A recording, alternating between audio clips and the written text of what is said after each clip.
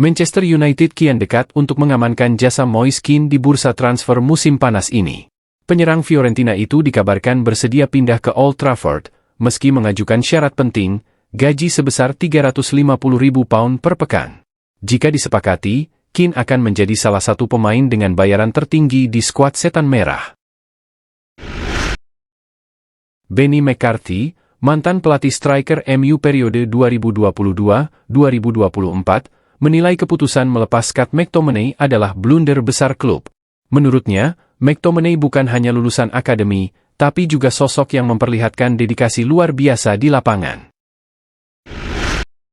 Newcastle United optimistis bisa mempertahankan Alexander Isak meski digoda tawaran besar dari Liverpool. The Magpies bahkan tengah menyiapkan kontrak baru untuk striker andalannya itu. Kontrak Lionel Messi di Inter Miami akan berakhir pada 31 Desember 2025, namun hingga kini belum ada sinyal perpanjangan. Mulai bulan ini, Messi resmi berstatus bebas agen. Beberapa klub seperti Barcelona, Manchester City, hingga Al Hilal dikaitkan dengannya. Namun, sejumlah pihak menilai kepindahan ke Eropa akan menjadi tantangan berat mengingat usianya yang sudah 38 tahun. Olivier Giroud memastikan dirinya belum akan gantung sepatu.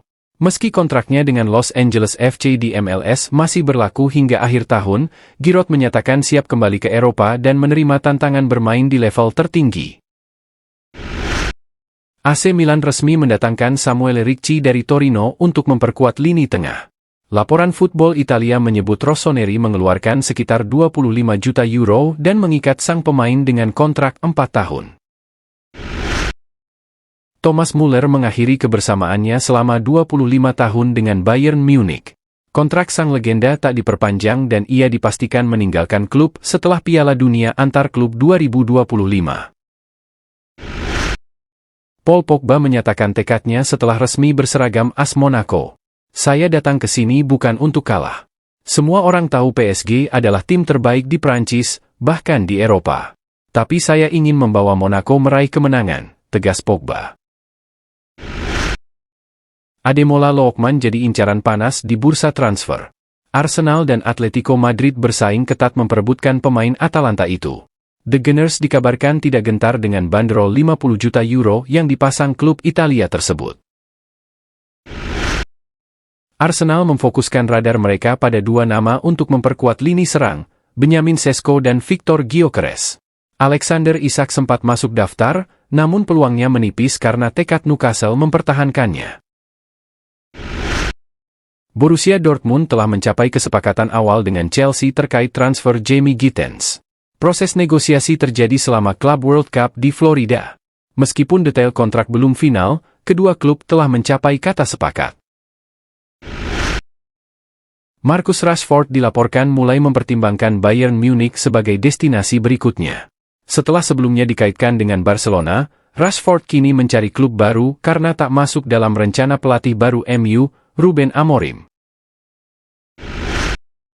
Benny McCarthy juga buka suara mengenai situasi Jadon Sancho.